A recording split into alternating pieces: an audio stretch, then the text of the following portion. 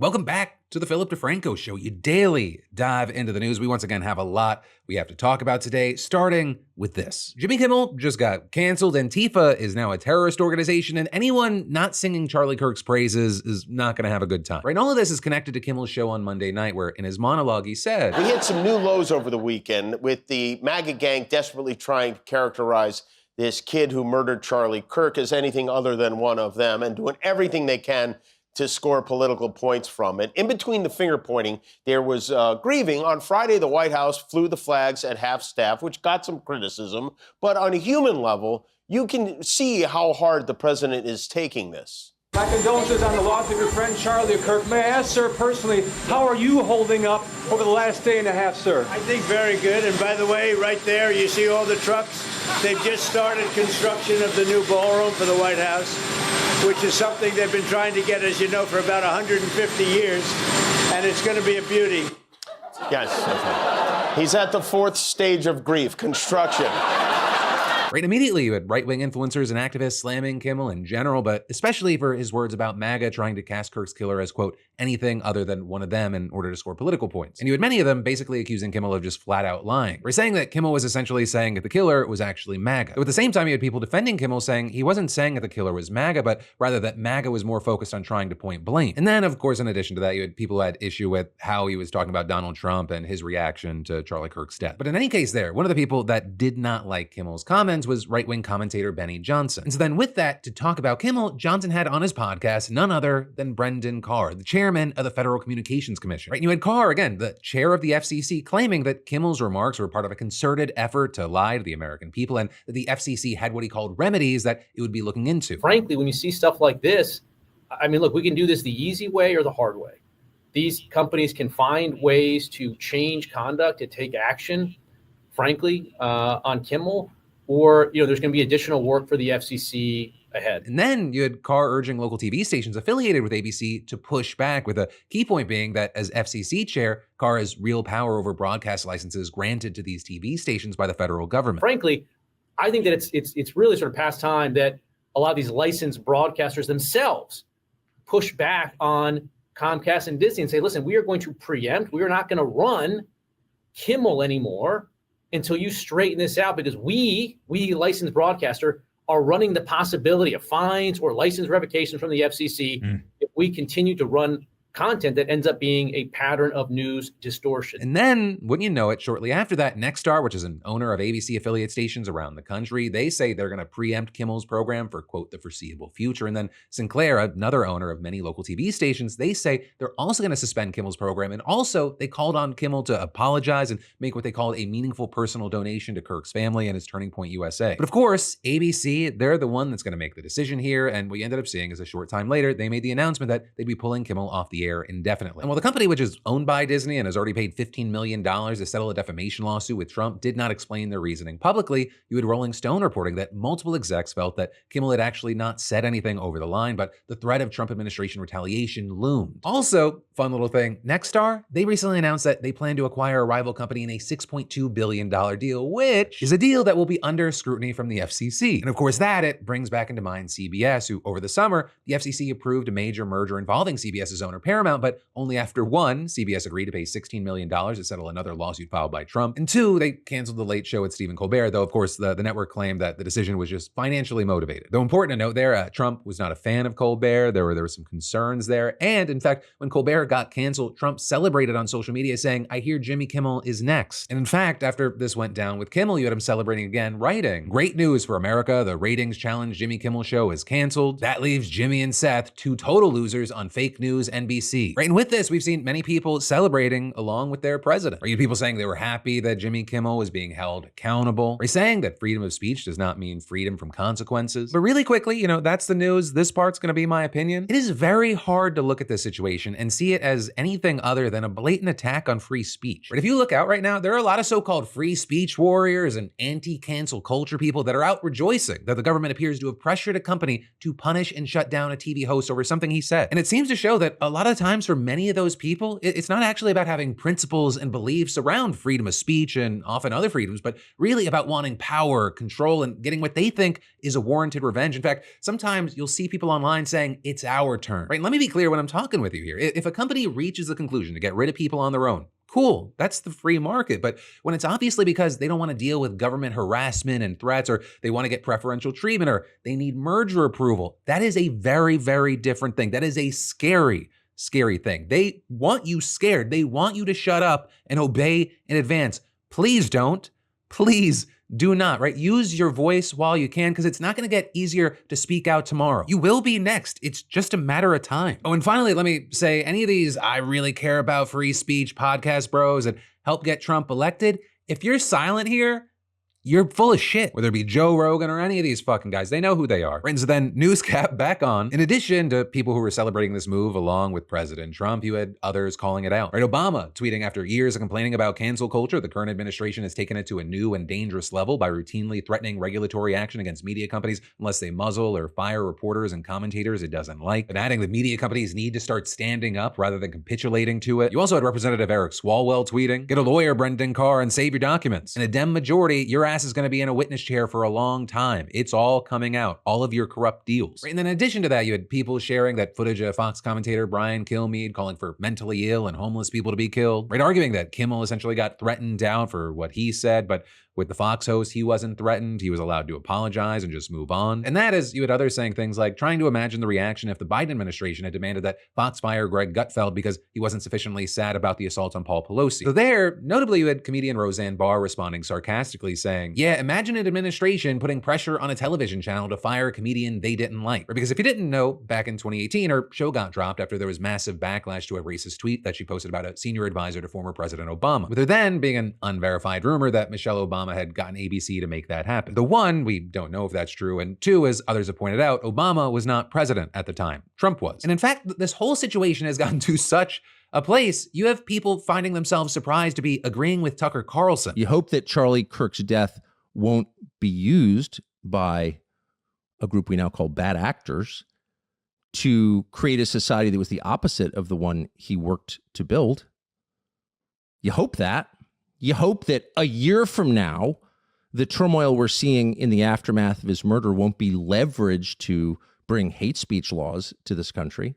And trust me, if it is, if that does happen, there is never a more justified moment for civil disobedience than that, ever. Right, now with that, I got to point out, Carlson is not talking about Kimmel there, right? He's more responding to Pam Bondi saying that she would prosecute hate speech, which is something that sparked a lot of conservative backlash against her, despite Trump clearly also being on board. Right, he even threatened to go after an ABC News reporter who asked him about it. We'd probably go after people like you because you treat me so unfairly. It's hate. You have a lot of hate in your heart. Maybe they'll come after ABC. Well, ABC paid me $16 million recently for a form of hate speech, right? Your company paid me $16 million for a form of hate speech. So maybe they'll have to go after you. Now with that, Bondi has walked it back, though a lot of other stuff is still moving forward, including Trump announcing that he is designating Antifa, a sick, dangerous, radical left disaster, as a major terrorist organization, and adding, I will also be strongly recommending that those funding Antifa be thoroughly investigated in accordance with the highest legal standards and practices. And you have many alarmed and also confused, right? Because Antifa is not a single group. It's short for anti-fascist, and it's more like a movement, or maybe an umbrella term for various far left-leaning activist groups. And in fact, this isn't even a new idea. In 2020, when Trump first floated the idea of designated Antifa as a terrorist organization, you had former FBI Director Christopher Wray testifying that it's an ideology, not an organization. Right? Ray saying that it didn't have the type of hierarchy structure that would usually allow it to be designated as a terror group by the federal government. And then with that, point number two is that there's no legal mechanism for labeling purely domestic organizations as terrorist groups anyways. Instead, the law allows the government to make a list of foreign terrorist organizations to which it's illegal to give money or material support. And so you have experts saying that efforts to target a domestic movement like Antifa, it would likely run up against the First Amendment and other legal issues. And then also, even if that wasn't the case, there's little evidence to suggest that Antifa terrorism is a major threat like Trump's describing. But according to data from the Center for Strategic and International Studies, attacks from left-wing perpetrators, including Antifa, make up a small percentage of overall terrorist attacks and casualties in the US. And in fact, 57% of attacks over the study period were perpetrated by right-wing terrorists. And so with that, it's why you have so many people worried that Antifa, it's really just going to be used as a catch-all term for any left-wing organization or any kind of thing that stands in Trump's way. And all of this, is we've all seen, even if some court ultimately says, hey, that's 100% illegal, a lot of damage can be done in the meantime and even afterward. Now, that said, you still had Republicans coming out in support, including Senator Bill Cassidy, for example, saying in a statement, Antifa seized upon a movement of legitimate grievances to promote violence and anarchy, working against justice for all. The president is right to recognize the destructive role of Antifa by designating them domestic terrorists. With many saying Cassidy might be going hard in the paint here as a way to try to make up for the fact that he had to go against RFK yesterday. But that brings us to Congress, because with all the fallout from Kirk's murder, there's been a lot happening on that front as well, including House Speaker Mike Johnson, for example, getting ready to force a vote on a resolution honoring Kirk. And I say force because the Democrats do not seem too thrilled about it. Or with one, for example, telling Axios, people are worried that we're being totally set up because anything short of a unanimous vote could be a rallying cry for Republicans. But as far as what the resolution itself looks like, it eulogizes Kirk as a devoted Christian and a courageous American patriot, declaring Charlie Kirk personified the values of the First Amendment, exercising his God-given right to speak freely, challenge prevailing narratives, and did so with honor, courage, and respect for his fellow Americans. While Minority Leader Hakeem Jeffries isn't planning on telling Democrats on how to vote, you had Representative Crockett already saying she's planning to vote no, saying she's not sure what is honorable about Kirk's past statements. And that is, she's not the only Democrat potentially in the center of a controversy right now. Just yesterday, Representative Ilhan Omar narrowly escaped being censured by the House when she said after Kirk's death, Charlie was someone who once said, guns save lives after a school shooting. Charlie was someone who was willing to debate and downplay the death of George Floyd in the hands of Minneapolis police. I think he called him a scumbag. Right, have no regard, downplay slavery and what Black people have gone through in this country. And then she reposted this clip on Twitter. Don't be fooled. These people don't give a single shit about Charlie Kirk. They are just using his death to further their Christo-fascist agenda. And before I continue, I need to say that this revisionist history about who Kirk was is just as perplexing. Kirk was a reprehensible human being. He enacted his political agenda by preying upon weak-minded people. He took complex socioeconomic issues and simplified them by pointing fingers at outgroups, demonizing those groups, and then sicking his massive following on them. He was a stochastic terrorist, an adamant transphobe. He denied the genocide happening in Palestine. He believed in the subjugation of women, and with his last dying words, he was spewing racist dog whistles. Charlie Kirk was Dr. Frankenstein, and his monster shot him through the neck. And all of that said, none of us should want to live in a society where these types of killings become the norm. But then Nancy Mace filing the resolution to censure Omar, which would have stripped her of her committee assignments, and she said, you celebrated his murder and now you're scrambling to save face. You didn't condemn political violence, you glorified it, and you got caught. Of course, to be clear, Omar did condemn Kirk's murder, and also something that you've seen more and more people saying in general is that there's often little distinction being drawn between those who condemned the assassination of Kirk, but were also critical of things that he said, and those who actually celebrate. But in any case, what you had was the House voting 214 to 213 to dismiss the resolution, meaning that 4 Republicans joined Democrats in voting in favor of Omar. And so with that, you had people like Representative Mike Flood of Nebraska saying, this is a First Amendment issue. We may not like or agree with what someone says, but that does not mean we should deny their First Amendment right. But then you had Mace accusing him and the other dissenting Republicans of selling out. And then all of this is on the flip side, you had Democrats today introducing new legislation that Schumer says is intended to protect free speech in the wake of the Trump administration's attacks on it. But for now, that is where we are with everything. We're gonna have to wait to see how things play out. I think this is gonna be a very interesting weekend. So with all of this, yes, the Philip DeFranco show is a daily news show, but I also want it to be a conversation. I'd love to hear from you. What are your thoughts, opinions, and reactions on all of this, including what's happening with Kimmel? But then next up in the news today, with the high-profile assassinations and shootings we've seen lately, there's been a big question of how are people getting so radicalized? And you're seeing no shortage of blame and finger pointing with all that, but House Oversight and Government Reform Committee Chair James Comer, he's zeroing in on 4 companies: Discord, Reddit, Twitch, and Steam. And you had Comer writing that Charlie Kirk's killing was the catalyst for this questioning, and he added, in the wake of this tragedy and amid other acts of politically motivated violence, Congress has a duty to oversee the online platforms that radicals have used to advance political violence. To prevent future radicalization and violence, the CEOs of Discord, Steam, Twitch, and Reddit must appear before the Oversight Committee and explain what actions they will take to ensure their platforms are not exploited for nefarious purposes. And on the surface, it can make some sense why Congress would want to talk to these platforms, right? Kirk's suspected killer, he reportedly had extensive conversations on Discord about the shooting, which led to FBI Director Kash Patel yesterday warning that the agency would be investigating anyone involved in the chat. But then you're also seeing people saying, well, why the other platforms? Right? Asking why is Reddit included when they're unsure if Tyler Robinson was even active on the platform. And then you've got people asking questions about Steam and Twitch. Right? And with Twitch specifically, you have big online political commentators like Assad and Piker sounding off saying it feels like there's another reason they're including Twitch. Yeah, I wonder why they're going after Twitch, even though Twitch wasn't even mentioned in the investigation. I think we all know why, okay? It's cancel culture, and they love it, and they love weaponizing it, and they're going to keep weaponizing it against their ideological opponents, okay?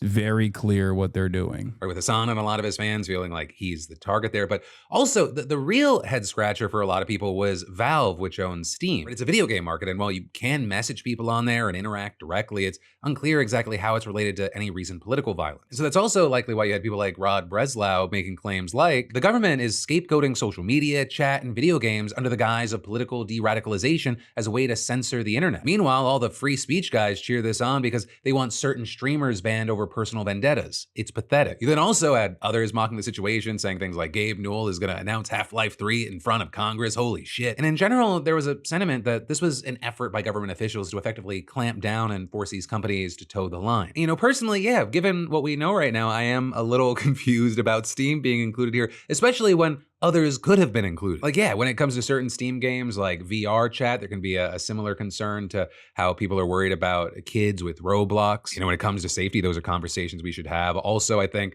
there's a lot that parents should be doing and engaging with and understanding when it comes to the kind of content that their kids might be accessing. I don't know why I said it like that. But I do feel like I'm taking crazy pills when Steam is being included here and like X isn't being included here, or Facebook, Rumble, or it's such a weird thing. You know, for now, we're gonna have to wait to see what happens from now till these CEOs are in front of Congress. And then we've got more we've got to dive into. But first, let me say, you know, my old phone carrier thanked me for my loyalty by raising my bill. I mean, it's a toxic relationship. So I dumped them and I switched to today's sponsor, Mint Mobile. And right now, new customers get 3 months of unlimited premium wireless for just $15 a month. That's talk, text, and data on the nation's largest 5G network with coverage for 98% of Americans. Also, free calling to Canada, Mexico, and the UK, because apparently we all have that one cousin abroad that we still text. And hotspots included too, 10 gigs on unlimited, so you can scroll, stream, or work wherever without begging for Wi-Fi. And the best part, Mint made the whole thing easy and online. No stores, no salespeople, no hidden activation fees. You sign up, activate the eSIM in minutes, and keep your number. And if you buy 3, 6, or 12 months up front, you can save even more. It's like Costco for wireless. And hey, if you're worried about service, 96% of users rate Mint's customer care as highly satisfied. So if you're over your toxic relationship like I was,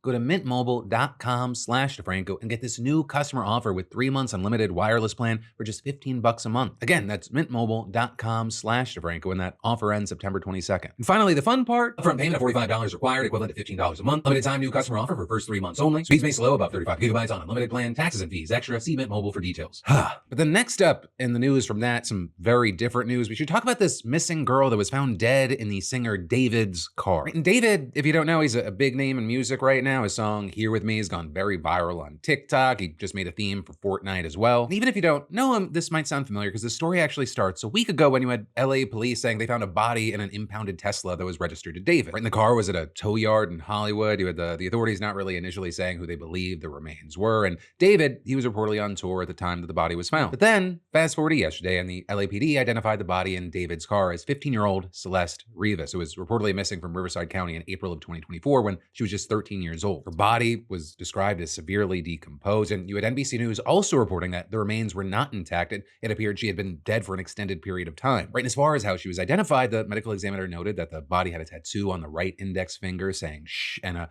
woman claiming to be Celeste's mother contacted TMZ to say she thought it could be her daughter. Right, and then with all that, you had some noting that it appears that David also has a shh tattoo on his finger, and from there, TMZ says that they forwarded the information from the mother to LAPD's homicide division. And this is TMZ also reported that the mom said that her daughter had a boyfriend named David, though I will say right now, it is important to note that TMZ is one of the very few big outlets reporting that right now. That said, as far as what else we know, the Tesla her body was in was initially found abandoned on a public street before going to the tow lot. And according to local reports, a house near where it was abandoned was searched last night. But apart from that, we really don't know much else, with the LAPD telling NBC News, at this time, the LAPD does not have a crime classification from the coroner as the mode or manner of death. Thus, we do not have any suspect information. But now, with the case getting a ton of attention online, you have internet detectives detectives using David's music, work, and other information to now try to allege that he's behind this. Though again, as of right now, the LAPD said that there are no current persons of interest, and this hasn't even officially been ruled a homicide yet. But with that said, we're already seeing some fallout with brands like Hollister and Crocs saying that they're removing him from ad campaigns. Also, Kali Uchis said that she's going to be pulling her song with him as well, and he also canceled his concert last night, and he's scheduled to perform in LA soon, so we're going to have to see if any of that changes. But in the meantime, we're going to have to wait to see what happens, and of course, I'd love to know your thoughts and reactions. But then, next up in the news, we should talk about how a group of Northeastern states, they've now officially formed a regional public health coalition to counter RFK Jr. And this, as it turns out, has long been in the works, and it mirrors a nearly identical effort that we've seen with West Coast states, including California, called the West Coast Health Alliance. And so this new group called the Northeast Public Health Collaborative is basically the East Coast version of that, and right now it includes 7 states. You've got Connecticut, Maine, Massachusetts, New Jersey, New York State, Pennsylvania, and Rhode Island. And again, like the West Coast version, this coalition is specifically designed to coordinate public health efforts and issue vaccine recommendations to combat Kennedy's sweeping campaign against vaccines that has been widely condemned as unscientific. And this new coalition comes at an absolutely key time because, like we talked about a few weeks ago, the FDA recently restricted its approval of updated COVID vaccines, recommending them only to people 65 and older and those with health complications that put them at risk. A move that the scientific community is widely condemned, arguing that it's not rooted in fact and poses a serious risk for flu and cold season. And actually, as I was recording today's show, you had the CDC's Vaccine Advisory Panel holding an incredibly important meeting that could have massive implications for millions of Americans, but especially children. Because the panel, the Advisory Committee on Immunization Practices, it's incredibly powerful. It makes vaccine recommendations for the CDC, and the agency almost always enacts its guidance. But you've also had experts expressing widespread concerns about the panel's credibility after RFK Jr. fired all the previous experts and stuffed it with his own hand-picked appointees, which includes people who have been called vaccine skeptics and people who have openly advocated against vaccine use. And that committee, it's about to face a major test because its meeting today is to discuss recommendations for key childhood immunizations for Hep B and a combination shot that protects against measles, mumps, rubella, and chickenpox. And then, of course, tomorrow the committee is set to discuss recommendations for the COVID vaccine. And so you've got a lot of concerned experts, and there's speculation that they're going to roll back past recommendations and impose age restrictions that limit access. And I really can't overstate how big that would be. I mean, you had places like Reuters explaining that changing the childhood vaccine schedule would be, quote, one of the most consequential policy moves under Health Secretary Robert F. Kennedy Jr. that medical experts have said would expose many more Americans to preventable diseases. But then, to bring it back where we started, the idea with these regional interstate health blocks is that they could counter the federal recommendations from RFK's handpicked vaccine skeptics and go back to the long-standing science-backed guidelines. And in fact, just yesterday, you had the West Coast Coalition issuing its own recommendations on COVID, flu, and RSV shots that fall more in line with the standards that we've had for years. And then, just today, New York Governor Kathy Hochul announced that the newly formed East Coast Bloc has already issued its own recommendations for COVID shots that would dramatically expand access beyond the FDA's guidelines. But again, this is a fight that we're going to see play out over a long period of time, though, of course, just the next 24 to 36 hours could have massive implications. But then, y'all, finally today, I want to end with 2 things. 1, light and happy congratulations, and 2, one important final thing. So we'll start with congrats to Clifford F., SeatGeek's latest weekly winner, who's turning that prize money into tickets for the Innings Festival. For the rest of y'all, that's right, SeatGeek is still giving away $500 in tickets, and you should definitely enter today if you haven't already. That's $500 a week. I mean, imagine being the next winner and snagging $500 towards seeing your favorite artist, sporting a better play. I mean, there's like over 70,000 events to choose from. And all you gotta do is add code DeFranco to your SeatGeek app profile for a chance at the weekly $500 prize, no purchase necessary. But then finally today, I know a lot of people are thinking about the now, but they're also thinking about the future. And I think that sometimes the best way to kind of predict what's to come is to look back. And so that's actually why today I spoke with Mr.Beat. He's a former social studies teacher turned history YouTuber and actually now a fellow at the Robert J. Dole Institute of Politics at the University of Kansas. And we can check out the whole over an hour conversation on the links below. I wanted to include when I asked him about what is to come for America. We're the best educated guess given US history. Where do you see the United States in the next 2, 7, 10 years? Oh, good. I'm glad you said 10 because the next 2 years are going to suck. Just like, again, I'm always zoomed out. I'm always like trying to avoid the day-to-day news cycle. And I'm just looking at broader trends because I think for one reason, it helps my own sanity. But yeah, I do think the next couple of years based on historical trends are really going to be chaotic. And we don't have leadership that's trying to unite us. They're just trying to exploit the fact that there's division and use that to their advantage. So yes, things will get worse, which is hard to imagine because things are already pretty rough. But I think compounded with the fact that economically things will We're going to have stagflation, which just means low economic growth, high unemployment combined with really high inflation. We haven't had that since the 1970s, by the way. That's like pretty much the worst economic situation, and it's going to happen. And so people will become even more radicalized. 7 years down the road, I think we'll be in a much better place. 10 years down the road, I think it'll be night and day. I think we're going to look back on this time. We'll be like, oh, wow, we've come. I just think that a lot of things can actually happen that for the better in a short amount of time. And that's, again, I brought up the 60s as a time of, sure, it was chaotic, but there was also a lot of really important, impactful reforms made during that time. Same thing with the 1890s, early 1900s. Even you can say the 1930s, where we had the Great Depression. You had some chaos, but you had some good programs come out of with the New Deal that are still with us today. Well, that, my friend, it brings us to the end of this video. You've got even more just a click away. You've got my newest podcast, which I actually just shot this morning with Mr.Beat. It's very, very interesting. I think you'll like it. Also, if you just want more Philip DeFranco show news that you might have missed, I got you here with the newest episode. Hell, I'm such a giver. I even got links for you in the description for our Spotify, Apple Podcasts, and YouTube versions of both, or really wherever you want to get filled in. But no matter what you do, I just want to say thank you for watching. I love yo faces, and I'll see you right back here next time.